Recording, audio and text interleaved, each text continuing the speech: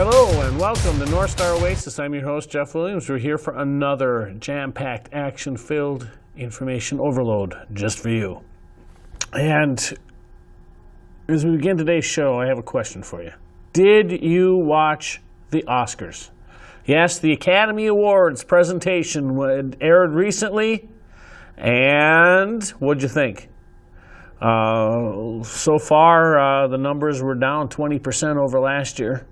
But before we get into the Academy Awards, we're going to show you this bit from our Prager University segment regarding entertainers.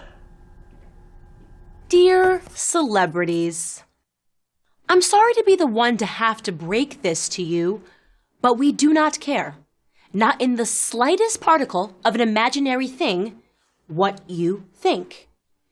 If this surprises you, I understand, because let's be fair, we have played an important role in your delusion. We camp out for days to buy tickets to your sold-out shows, then shout for you to reach down from the stage to touch our hands. Faster than science would believe humanly possible, we learn the lyrics to your every song and master the choreography to your every dance move. We devour your movies, TV shows, and Netflix specials. From that angle, I suppose it's easy to believe that after all the adulation, all the fan mail, and all the magazine covers, you may have actually come to believe that we care what you think. But you're wrong. Nobody cares what you think. Nobody. Well, maybe your mother and your therapist do, but we don't. Not even a little. Allow me to spell this one out for you.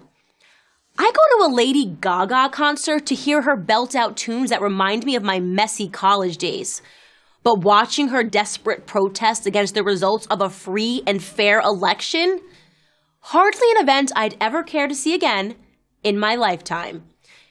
I follow Beyoncé because, let's face it, nobody does a breakup anthem better. But can someone please tell me why I should care if she's for Hillary or for Garfield the cat?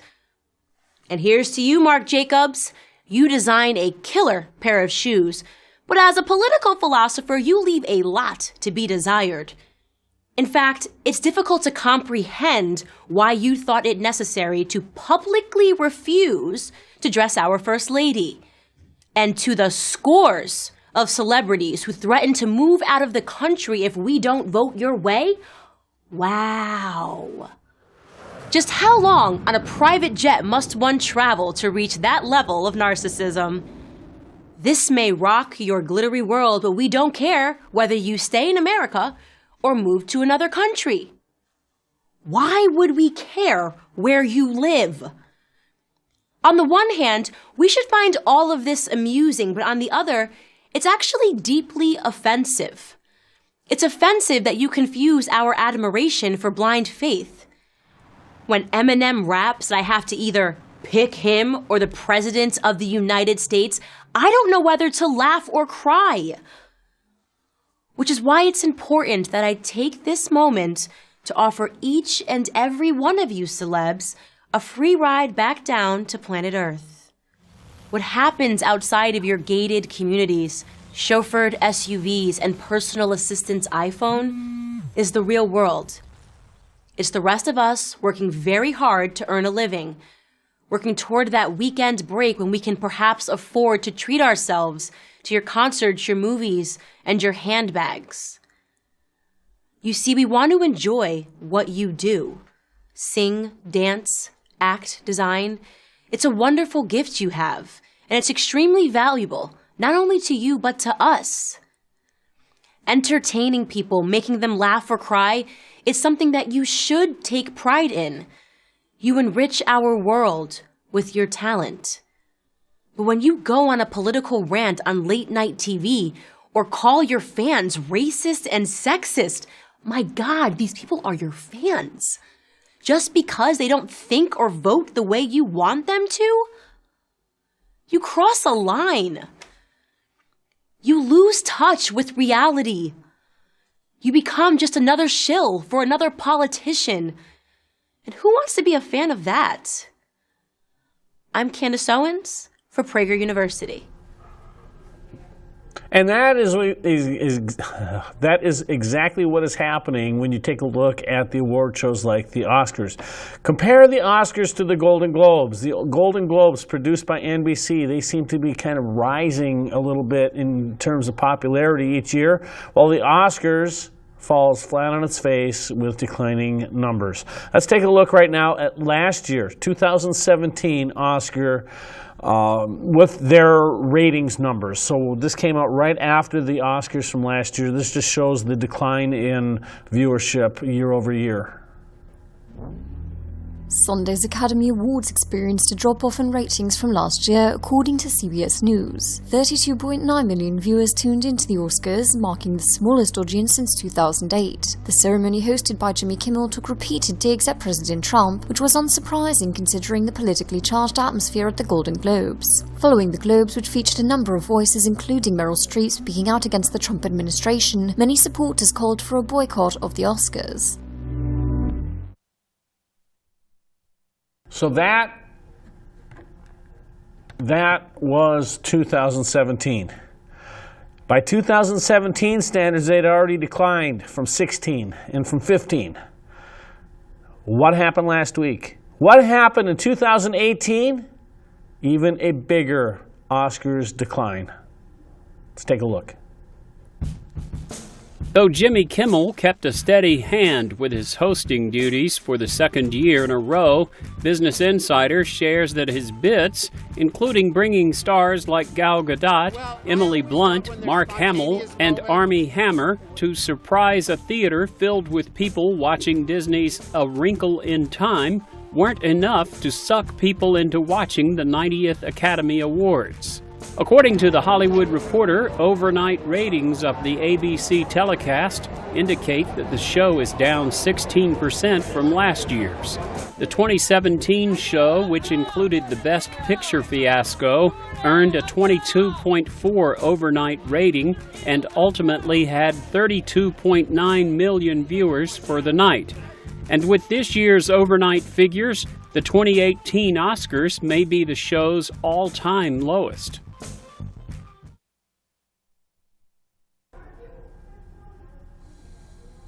So the Academy Awards had the all-time lowest ratings number. Out of 90 years, they've hit the bottom. Here's the thing. One goes back to the Prager University segment.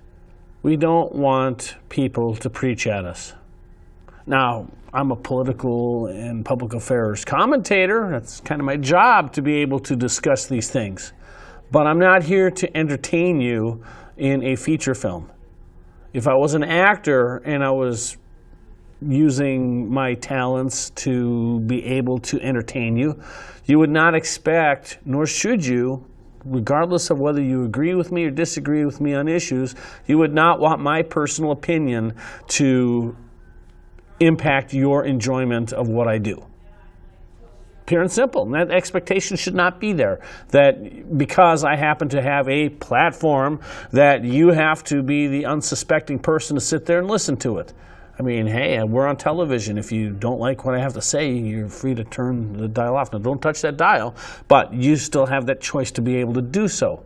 When you're sitting there paying $10, $15 plus drinks and food in a theater, you've already invested a lot of money to watch something that is going to entertain you. The last thing you want in a film is for the actors to preach. Then, when they're having their accolades, patting themselves on the back for what great people they are, when one film makes more for them in 1 year, in one film makes for them more than what you'll make in 10 years, there's a disconnect from reality. Now, when was the last time that the Academy Awards have had a picture that has won Best Picture and was in the top 10 at the box office? Does anybody know? That was actually 2004, and Best Picture was $1 Million Baby. That was Clint Eastwood's big production, put out by Warner Brothers. That was the last time. Most of the time you get films like A Shape of Water that very few people have actually heard of. I had heard of the film. I haven't seen the film. But this is symptomatic of what's going on in Hollywood.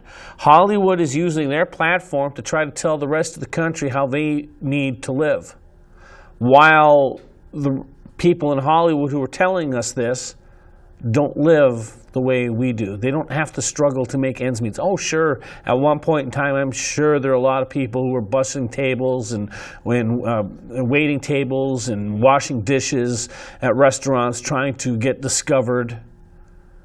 The rest of us go on and work our careers, sometimes for good, sometimes the career path makes you jump around quite a bit when you're struggling.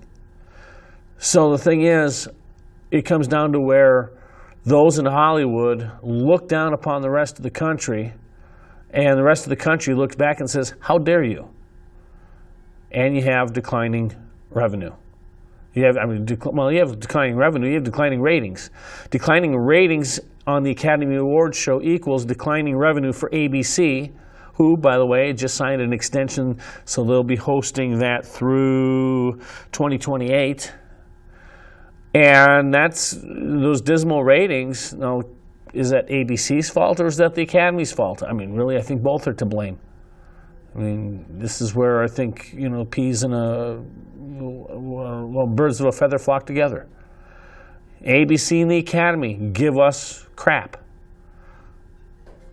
That's why your Academy Awards ratings are so low. But that's the way it goes. So here's the burning question, one we won't discover for another year.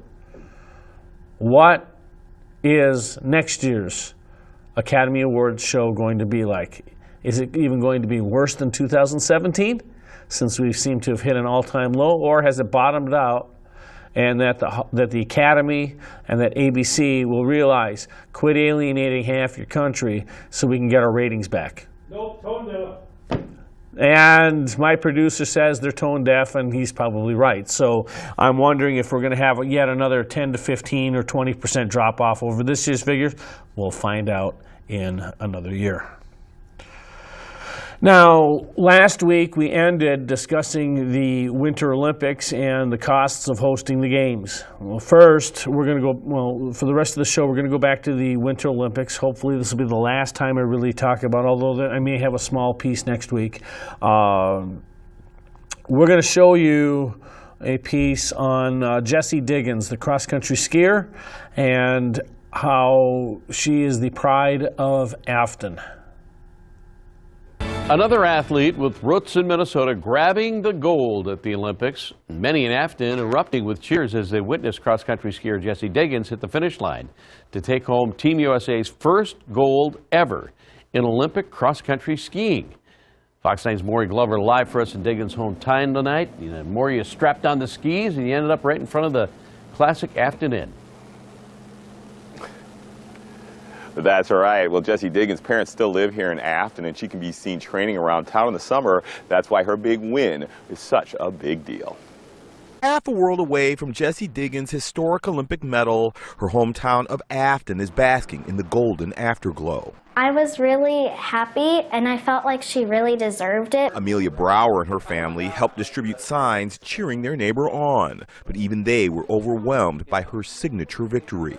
We had tears in our eyes. We were so happy. It was such a awesome sprint to the finish. With her thrilling come-from-behind win in the women's cross-country team sprint, Diggins and her partner not only became the first Americans to ever win an Olympic gold medal in the sport, she's also helping put her old stomping grounds in Minnesota on the map. People were getting phone calls all night last night. Nobody got any sleep. It's great. It's just a fun time. The town of 3000 is already planning a celebration which could include an official Jessie Diggins Day, as well as a parade like when she received the skis to the city a couple of years ago. Jessie is... We do not have to spend billions on new stadium construction because taxpayers have already done that. We've already paid. We're still paying for it on the bonds, but this is stuff that's already been done. We do not have to build a new U.S. Bank Stadium or TCF Bank Stadium because that's already been done. It's been approved. The facilities have been built. Facilities have been used. Now maybe it's time to show them off for the world. And we've kind of shown some of the stuff off to the world. We've hosted 2 Super Bowls, 1992 and 2018. We've hosted 6 WNBA finals. We've hosted 2 World Series. Granted, it's been almost 30 years since we've hosted one, but still. We've had one national political convention. We've had numerous Final Fours and Frozen Fours that have been held here. So we have the infrastructure, we have the knowledge base, we have the volunteer support that is necessary in order to keep Olympic Games in a host city at a reasonable cost. So you don't have these mega cost overruns. The only thing I can see is some politician deciding to build a bullet train from here to Duluth at the cost of $5 billion that we really don't need, trying to put that in under the guise of Olympic infrastructure. That notwithstanding, if you don't need to build stuff, we already have it. So we don't have to deal with $50 billion like you have in Sochi, because we've already spent a couple of $1 billion to get to where we're at. That's what actually makes Minnesota a much more attractive place for hosting the Olympics. And as a matter of fact, in 2013, Mayor R.T. Rybak in Minneapolis was actually asked by the U.S. Olympic Committee if Minneapolis was interested in hosting the future Summer Olympic Games. Now, R.T. Rybak was kind of on his way out the door. This is when Betsy Hodges had gotten elected. Plus, they were still dealing with the finalities of obtaining U.S. Bank Stadium, so there was a little bit of controversy going on there. So R.T. Rybak turned him down. But there's no doubt that Minneapolis and surrounding areas, if planned correctly, could actually have benefited from that. So what happened instead? The U.S. Olympic Committee went back to Los Angeles because L.A. also had the infrastructure in place, and Los Angeles was declared the winner of the 2028 Summer Olympic Games. Now, they were originally trying to do it for 2024. The International Olympic Committee had taken their proposal and Paris, France, and decided to award the 2 games concurrently. So 2024 actually is going to Paris, and 2028 is going to the Los Angeles Committee. In the meantime, because of the bidding for the 2024 games, the U.S. Olympic Committee decided not to solicit proposals for the 2026 Winter Olympic Games, which means the soonest that they'll be able to start taking a look at bid cities is for the 2030 games, and that process for the award should probably be around 2023 when that happens.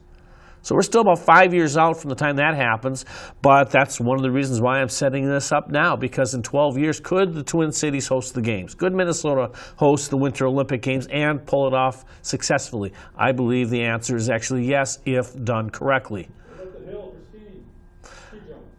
And the producer asked about what about the hill for skiing. I will actually get into that in just a little bit. But right now we're going to take a look at how to win a bid to host the Olympics. This is coming from somebody who had actually served on the committee for the London Games back in, 2012? So on the 16th of May, the International Olympic Committee's evaluation group will visit Paris to assess the bid to host the 2024 Olympic Games. Here are my talking points.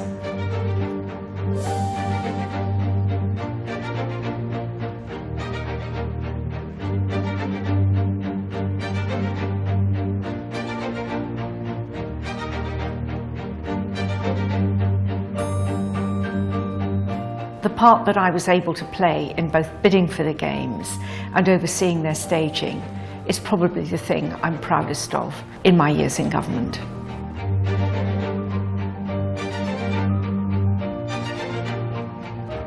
Judge the scale of risk you have to take. When we were bidding, Paris was the favourite, and we knew that we had to organise every aspect of our strategy to beat Paris, and that meant taking more risks than perhaps our instincts would have advised.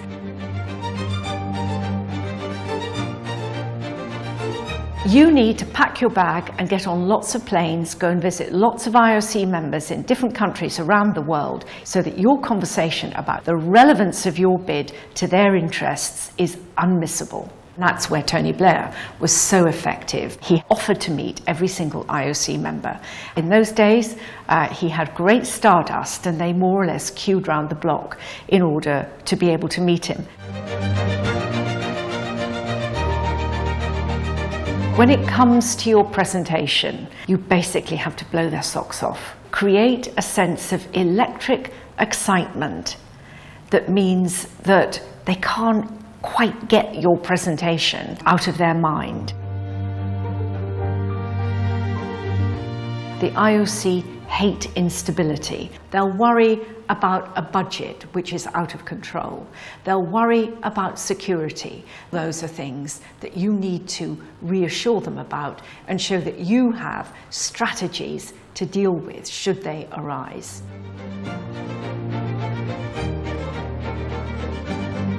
For the IOC, the question is, what will your city do for the Olympic movement? Under-promising and over-delivering.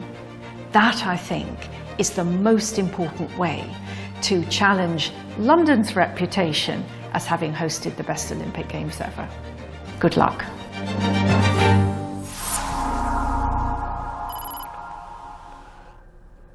So the template's out there. What do you think, Minnesota? Can we do this? Should we do this? I think it can be profitable. Do you? If we do it right. Now, that also means we still have some needs. Here are the things that we don't have. It comes down to three things. One, we don't have an Olympic Village. But we do have the Carlson companies, owners of the Radisson Hotel. Do you think we can partner as a sponsor with Radisson and say, hey, listen, you build us Olympic Village and you guys get to keep it afterwards. And you're an official sponsor, and we'll work all the details out so Radisson becomes the official sponsor. They get the Olympic logos, they get to use the preferred names and everything. You think we could do a deal like that to get Olympic Village sponsored by Radisson? I think it's worth a shot. But that's one thing we wouldn't have to pay for then. Or, I mean, you might have to pay for it and get bought back and all that. That's all legal wrangling that I don't know enough about. I'm not a real estate attorney, and I don't pretend to be one on TV. But Olympic Village we would need. Bobsleigh. We would need to build a bobsleigh course. Now, I'm going to take a quick look at the 2002 Winter Olympics. Let me see what the cost was for their bobsled track. Here's the tracks. Back in the original estimated cost of the U.S. Olympic Park in Utah was $26.3 million. I know politicians who waste that with one line item in one bill. So if we got to deal with $26.3 million, that shouldn't be too much of a problem. And again, when you take a look at Afton Alps or Spirit Mountain or Mount Frontenac, we have the ability to get the land. And conjoin that with one of the existing ski facilities. That's not bad. There's only about 16 bobsled and luge tracks around the world. I know in North America you have one in Lake Placid, New York, one in Calgary, and then the one in Park City, Utah. You only have 3 in North America. So adding a 4th in the central part of the United States would not necessarily be a bad thing. One of the things they do in Utah is during the non-winter months, they actually do convert that for public use with like a certain type of go-kart track, which they still make revenue on. And then during the fall and winter and into spring, that's when they actually do refrigerate it and use it as a bobsled track on the World Cup circuit and for practice runs for the U.S. and possibly other Olympic teams. So there would be a lot of use for a bobsled track long after the games are done. So that would not necessarily be a bad investment. Here is the key problem, and I mentioned it last week. The FIS, this is the skiing international unit, or the International Federation for Skiing.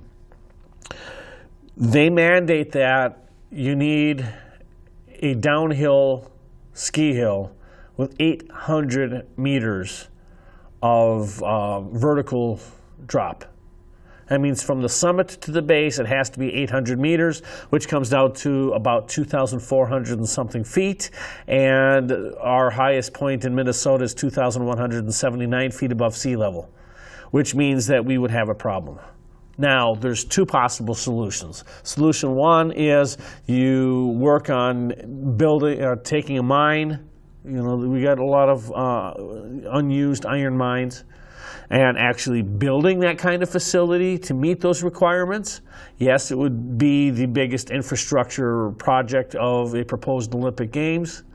Or you just partner with, you work with the U.S. Olympic Committee to partner with another city somewhere else that actually meets those requirements. And looking at the 2026, there was a committee put together that was going to bid on the 2026 games until the U.S. Olympic Committee said, no, we're not bidding. And that was Bozeman, Montana.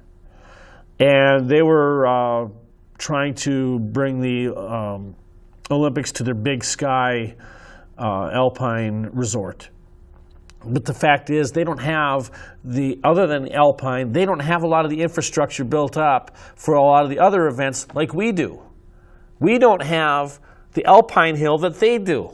So perhaps a partnership with Bozeman, Montana, as long as the USOC and the IOC could give it a go and you can get all the security and logistics in place, which I believe can be done, we don't have to build a giant alpine ski hill. It's already there in Bozeman, Montana. We put the alpine events there. Bozeman gets some of their credit for having the games. They get some of the recognition, and yet at the same time, it reduces Bozeman, Montana's cost of not having to build infrastructure. In the meantime, we, of course, get to host the games. We're the ones going to do the heavy lifting, and at the same time, we don't have to build an alpine ski hill. You build a win-win situation. Again, if the USOC and the IOC would go for that. Boston, Massachusetts was actively considering 2026. Lake Placid, New York, they're actually talking about putting together a bid for 2030 with Montreal, Quebec. And Salt Lake City is also considering a 2026 or 2030 bid. And of course, without 2026 bid, then they would still be up for 2030. Internationally speaking, for 2026, there are 4 cities currently participating in the dialogue stage, which means that they have sent delegations to the Pyeongchang 2018 games that just ended under the IOC's Observer Program. And that would be Sion, Switzerland, Sapporo, Japan, Stockholm, Sweden, and Calgary, Canada. So those are the ones that I would expect to, one of those 4, I would expect to actually see become the recipient of the 2026 games. Personally, I think it's going to either go to Sweden or Switzerland, but Calgary might put in another strong package. I don't think Sapporo, Japan, having already had Tokyo, or actually Beijing, China, having had Pyeongchang, I just don't see going back into Asia for yet another Winter Olympic Games, even though Sapporo, Japan might put in a strong package for 2026. So that means Sion, Switzerland, and Stockholm, Sweden.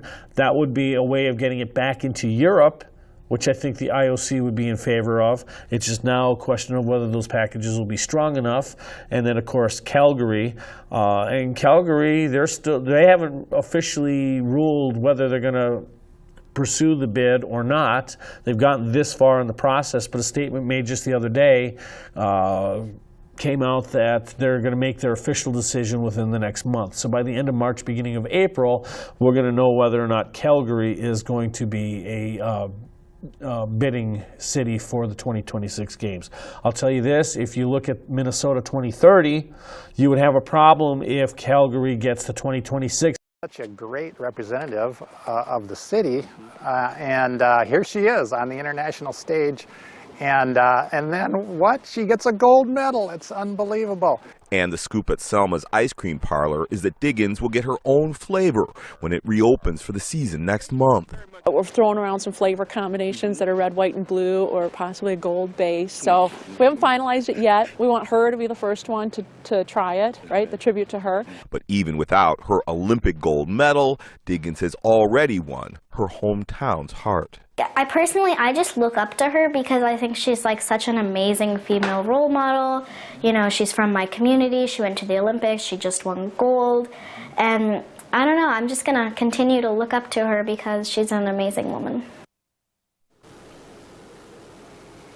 Now, people have been getting up in the middle of the night to watch Diggins compete, but there is talk of organizing a watch party for her next race on Sunday. And Jeff, one of the names for that prospective ice cream, Diggin' for Gold, that's one of the prospective names that they're thinking about. But of course, nothing is finalized just yet. So congratulations again to Jessie Diggins for taking home the gold medal. Now that piece was actually done during the Olympics, so that's why they said about a viewing party for the next race, but you know, that's not coming up anymore. That's old news, but we wanted to make sure that we had at least done something to recognize Jessie Diggins' accomplishment. So again, congratulations, Jessie. Way to go. Now, we finished last week discussing costs behind the Winter Olympics. And there was somebody who put together a plan, a proposal to have them in permanent host cities throughout the Northern Hemisphere for the Winter Olympics, and then with some in the Southern Hemisphere for the Summer Olympics. I'm not necessarily sure that that's exactly the way to go, but I will say that the IOC, International Olympic Committee, has at least taken a look at the selection process, realizing that the costs for construction and facilities have gone way out of hand for hosting the games, and that there's got to be a better way. So at least the IOC is recognizing that. So we're going to show you now just some of the costs behind the Winter Olympics. And we're going to keep this specifically to the Winter Games instead of the Summer Games. Summer Games are actually less expensive if you have the infrastructure built in, but the Winter Games are a little bit more intense. But with as many Minnesotans who win Olympic gold, well, we figure that this is what we're going to focus on for right now. Beijing will host the 2022 Winter Olympics, becoming the first city to stage both the Summer and Winter Games.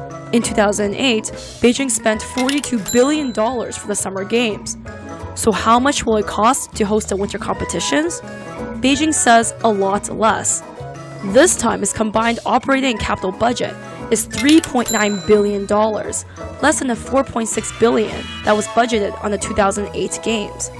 But one feature that's not included in the budget is a new high-speed train that links Beijing to Zhangjiakou, a nearby city that will host outdoor sports. Beijing will also reuse half the venues from the 2008 Games, reducing expenses. The Sochi Olympic Games were the most expensive ever at $50 billion. Vancouver just spent $500 million in 2010. The upcoming Olympics in Pyeongchang are estimated to cost $9 billion. Chinese authorities say that the 2022 Beijing Games will draw $50 billion in investment. So that's a brief overview on the cost of the Olympic Games. A lot of the money, and when I talk to people out in the community and I hear, and I've even posed the question, should we host the games? Everyone automatically says, oh, but the games are just, they cost so much. Has anybody broken it down? Has anybody looked at what costs so much to host Olympic Games? And the answer is right there in front of you. It's called infrastructure. We've already built infrastructure here in the Twin Cities, well, actually in Minnesota. The U.S. Bank Stadium. If we didn't have that and we wanted to host the games, we could throw in $1 billion to build a brand new football stadium.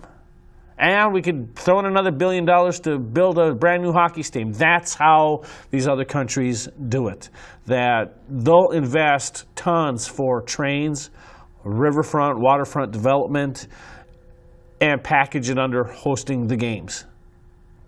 How much does it actually cost to host the games if all the infrastructure is in place? That's kind of what we're going to look at today. So first of all, who makes money on the Olympics? Now that is a good question. And here's at least a partial answer for you. We're coming to the end of the Olympic Games, and it's great to see teenagers like Redmond Girard and Chloe Kim winning gold at such a young age. But when it comes to the Olympics, if we forget about the glory of a medal, who's really winning? A handful of athletes make money from sponsorships, but mostly the competitors aren't going to get rich. They're in it for other reasons. As for host nations, these are astoundingly expensive events, costing more than many countries' annual GDP. So are they really getting a return on this investment? Hosting is expensive.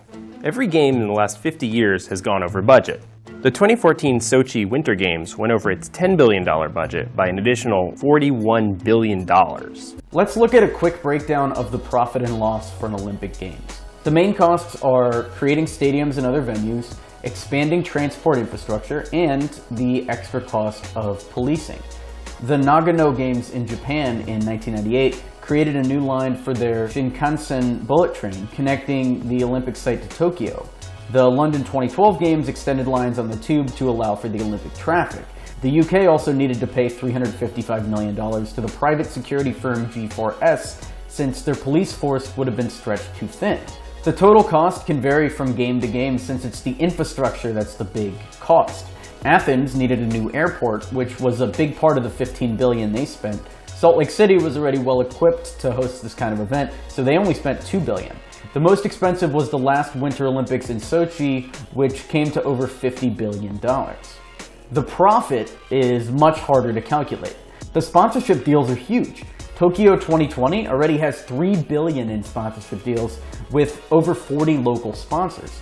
You can expect that number to rise, even though McDonald's pulled out of their 41-year partnership with the Olympics last year. Then there's TV revenue. This year, NBC paid $963 million for the US rights to the Pyeongchang Olympics. And even though viewer figures are lower than expected, the network's already sold $900 million in ad spots, so it looks like they'll at least break even or pull a profit. The global total for rights is around $4 billion, and 90% of that will go to South Korea. 10% is kept by the IOC. And ticket sales and merchandising could bring in another $1 billion. The unquantifiable benefit is tourism. Sure, there'll be a boost while the crowds are there, but does this convert to anything long term? That's what really separates the profitable games from the non-profitable. Rio de Janeiro didn't need a bigger public profile, it was world famous already, unlike Pyeongchang or Salt Lake City. So it hasn't gained from a lasting boost, and most of the stadiums are already being left to rot. But then, on the other side, Barcelona in 1992 put the city on the map. Those beaches that were created have become a big part of their tourist draw, and the renovation along the seafront has made it into one of Europe's best tourist destinations. More recently, the Sochi Games might have come at a huge cost, but it's certainly improved tourism to the area. That's been undermined by Russia's international sanctions, but it's not so relevant to the impact of the Games. Sochi is also a host city for the Soccer World Cup this year, so that cuts the cost of any investment needed there too. At the end of the day, for a host nation, it's still a gamble. A lot of countries will be watching South Korea over the next couple of years as the world wonders, is the Olympics a game worth playing? So who wins the most from the Olympics? Surprisingly, the answer is the sponsors. Whether you're over in the Olympic Park or here in the Olympic fan zone, what you won't find a whole lot of is brand competition. That's because the only refreshments you can buy are the Coke brand, the only beers, Brazil's Skol. In fact, the city of Rio de Janeiro has turned into one big advertisement. The Olympics gives brands one of the largest audiences on Earth, where they can be a part of events people will remember forever. Sporting excitement and national pride are powerful things to tag your name onto. This year, the interesting name is Alibaba, the Chinese retail giant who have used this games to launch their first ever brand campaign. See the comments for a video we did on Jack Ma's Forrest Gump strategy. And although the price tag is high, typically $100 million for a 4-year cycle as a sponsor, they get an insane level of control over the promotion of the event. For the period around the Olympics, they get exclusive use of words and phrases. Rule 40 in the Olympic Charter restricts public references to Olympic competitions exclusively to sponsors that have paid for it. If you think about all the search traffic that gives them control over, as well as visibility on all the TV coverage, you see why they're spending big. Want to learn more about business theory and history? Be sure to like and subscribe to be notified of our next segment. So there you have it. Games can be profitable. Games can actually put you in the hole.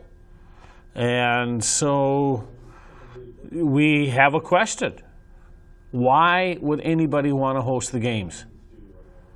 You know, that's a very valid question. Now, I'm leading up to something here, and I'm just going to blurt it out. I think that the Twin Cities would be a perfect place to host Winter Games. I really do believe that. I believe that the games could be profitable here. There are a couple of caveats to that, and I will get into that a little bit later in the broadcast. But so with the rising cost of the Olympics, it begs the question, why host? Why should anybody host the Olympic Games? Well, let's take a look for that answer.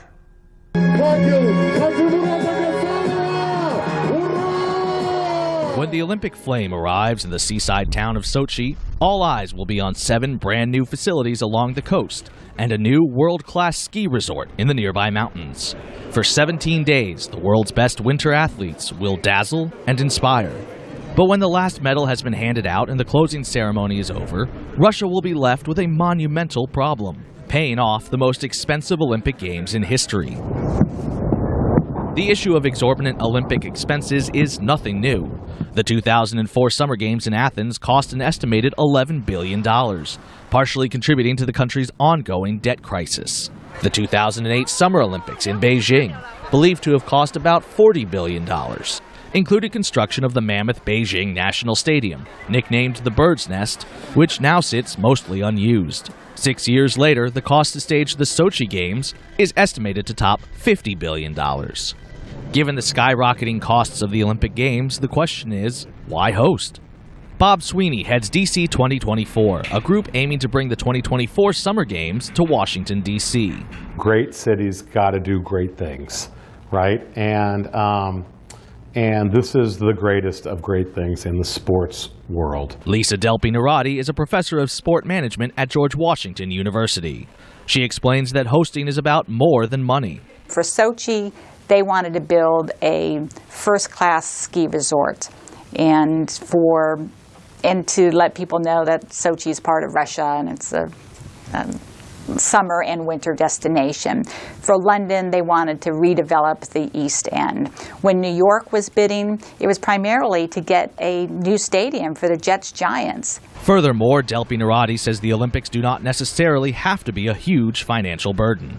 Construction of new facilities and infrastructure, as in Sochi, make up the bulk of the price tag. Think about the 4-lane highway that went up to the mountains and the high-speed train.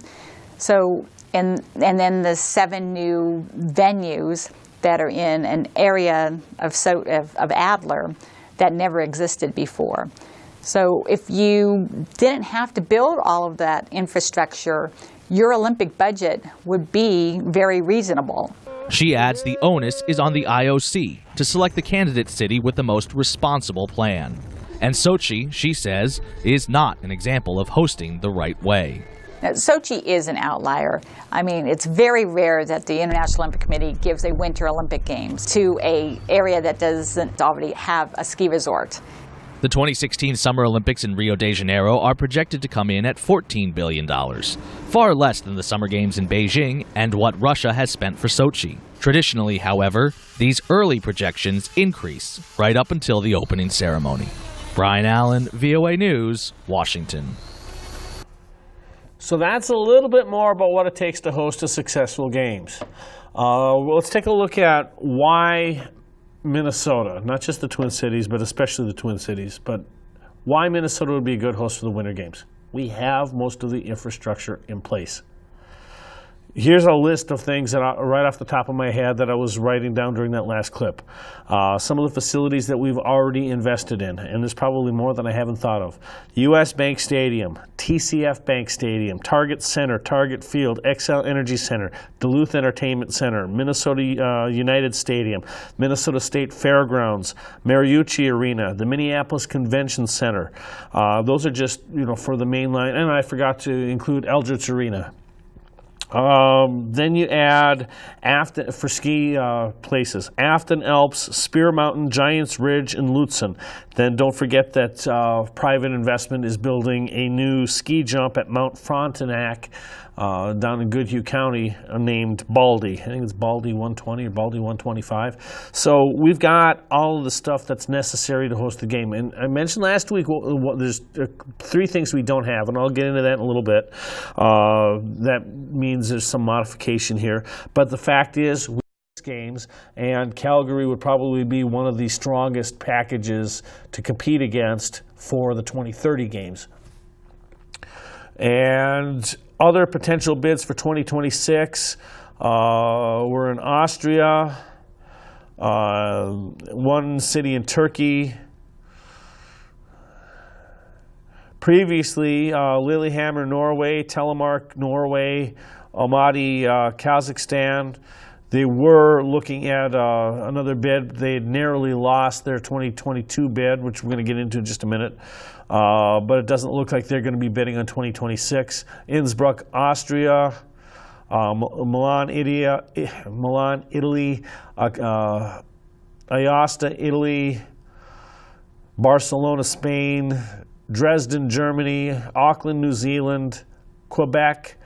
They had all pulled out of the 2026 bid, so they might even come back for a 2030 look.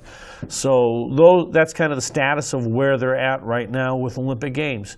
But if we were to work a deal with Bozeman, Montana, I think we could probably land the games in 2030 here in the Midwest Games. So that leaves us with taking a look more at the bidding process from the host city and the IOC perspectives. So now that we've talked about how to win a bid to host the Olympics after discussing the costs, why Minnesota's favorable to host a future games without breaking our bank account, that is a key, because if this was going to break our bank account, I would be the first one to stand on a mountaintop, probably Giants Ridge, and yell out and say, no, don't do it. So if I'm going to say, yes, let's take a look at this, this means that I really do believe that we can do this and actually turn a profit, and it wouldn't necessarily be a big sinkhole like Sochi or some of these other places. Again, if it's done right. So now we're going to take a look at Almaty, Kazakhstan, with their bid to host the Winter Olympics. And we're going to play these two back to back, Dallas, because we got one clip that's going to show about the process for hosting for Almaty, and then we also will show a short video of their presentation video in front of the Olympic Committee.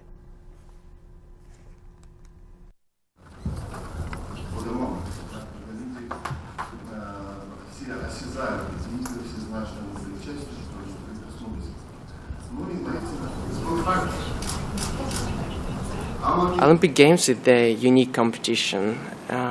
Olympic Games at home is something much more important, something much more special, and it is a huge responsibility. But I believe Olympic Games of 2022 will be the most unforgettable event for the whole generation in my country because of the competition in our motherland. We have state-of-the-art facilities. We have great sport history. We have champions. It's the most important thing. We have sport professionals. We have desire, ability, and opportunity. What is still missing? The games.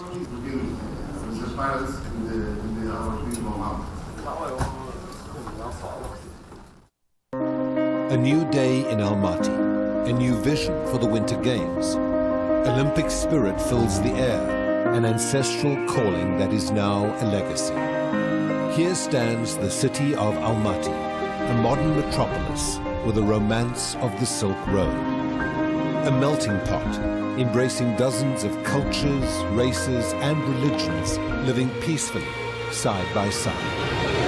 From the ultra-modern capital of Astana to breathtaking natural landscapes, Kazakhstan is a land of contrasting beauty. But in this winter wonderland of frosty slopes, where skyscrapers are framed by snowy peaks, winter's warmth comes without people. Welcome to Almaty. Our commitment to celebrate winter sports is an oath we took long ago. It's part of our very nature. This majestic backdrop of mountains and glass and steel was the heart for the Asian Winter Games in 2011 and will host the 2017 Winter University Games. Almaty 2022 is more than an invitation. It's a promise.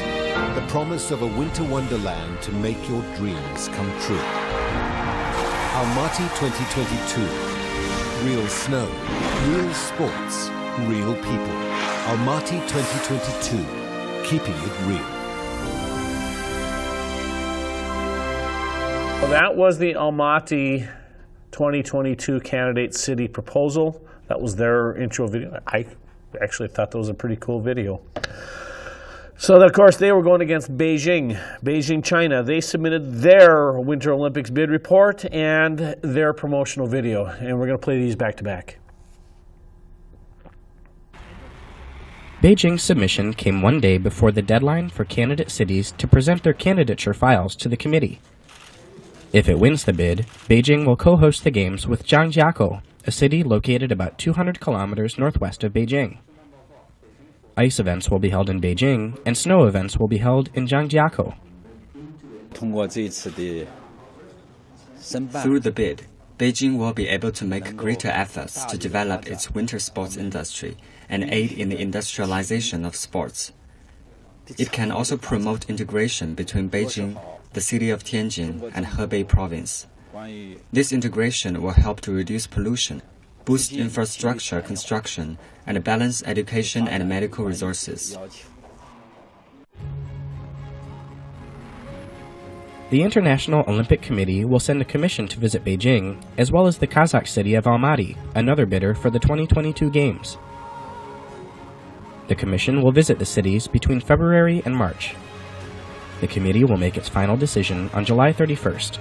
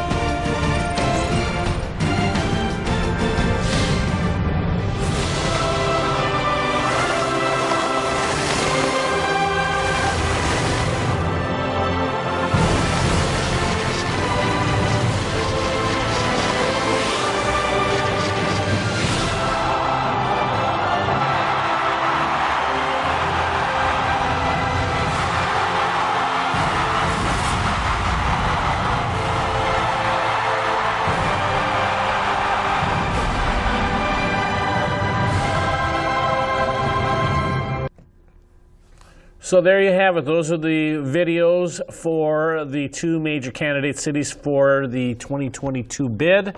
And as has been previously announced, that Beijing actually won that. The bidding results, Beijing won with a vote of 44 IOC delegates to Almaty's 40. So it was a very close race between those two cities, and Beijing will host the 2022 Games. Let's take a quick look at the announcement. The International Olympic Committee has the honor to announce the host city of the Olympic Winter Games 2022.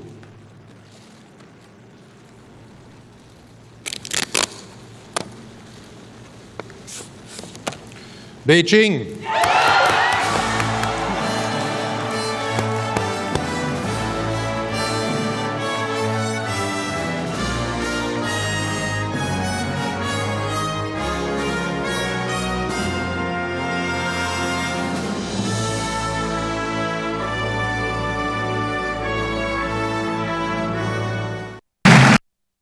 Where does that leave us? That leaves us with a look at to whether or not Minnesota could host a future Winter Olympic Games. And I'm going to leave you with one last thing we're going to look at before we head out of here for today, and that is the number of sessions. And the sessions are in each type of event. This is the number of ticketed events. Alpine skiing, which according to my plan would be in Bozeman, Montana. There are 11 sessions for men's or ladies downhill and all other events. Biathlon, there's 10 sessions, which I believe should be in Minnesota. Bobsleigh, that would be at the bobsled track. There's 6 sessions. Cross-country skiing, 10 sessions. Curling, 42 sessions of curling, 17 of figure skating, 14 of freestyle skiing, 16 sessions of luge, 6 Nordic combined, 5 short track speed skating, 6 ski jumping, 52 ice hockey. Can you imagine 52 sessions of ice hockey in Minnesota? That would be great. 4 skeleton, 14 sessions of snowboard, 12 sessions of speed skating, and 1 opening ceremony and 1 closing ceremony. And everything but the alpine skiing, freestyle skiing, and, well, actually freestyling could probably be held here. Really, it's the alpine problem that we're lacking. What are ticket prices? I did a comparison on ticket prices on Pyeongchang, adjusted it from the Korean currency to American. The average price, or the price for ticket A for, let's just see, biathlon is $93.72. Ticket B, which is the cheap seats, is $18.74. Curling, if you wanted to go to the gold medal in curling game, it would be $140.58. Figure skating, that was expensive. Most of them were between $140 to $560. Ice hockey, your gold medal, men's gold medal game is $843 for the A seats, $281 for the cheap seats. But then for most of the others, it was a $56 ticket up to a $468 ticket. For women's hockey, it was gold medal game was $328, and it went down to as low as $18.74. Opening ceremony, that was expensive at $1,405.86 for the premier seating, all the way down to $206.18 for the cheap seating. Closing ceremony, high price was $890, low price was $206.18. So the prices for most of the events are actually pretty affordable. Some of the premier events, as we know, are outrageous.